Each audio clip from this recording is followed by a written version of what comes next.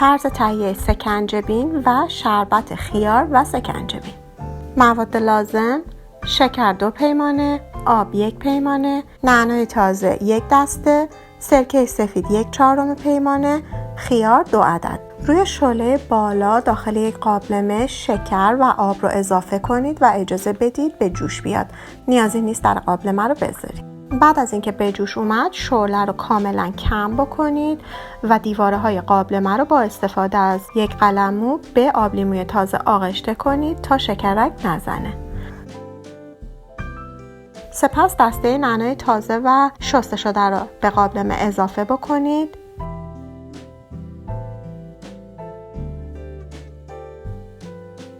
همچنین سرکه رو نیز اضافه بکنید و اجازه بدید به مدت 30 الی 35 دقیقه زیر حرارت کم کاملا جوش بخوره تا شربت ما قوام بیاد. نیازی نیست در قابلمه رو بذارید.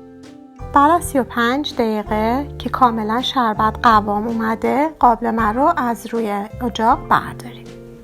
شربت سکنجبین را از روی صافی رد بکنید و اجازه بدید کاملا خنک بشه.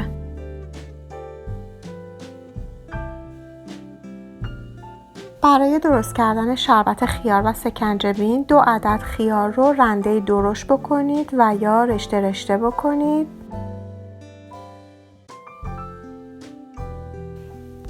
سپس داخل لیوان‌های مورد نظر یخ بریزید. از شربت سکنجبین تا نصف لیوان رو پر بکنید و خیارهای رشته شده رو داخل لیوان‌ها بریزید.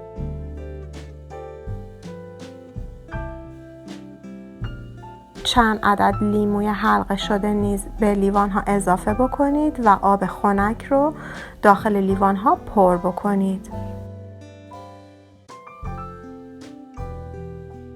یک شربت فوق‌العاده خوشمزه و خنک برای تابستون.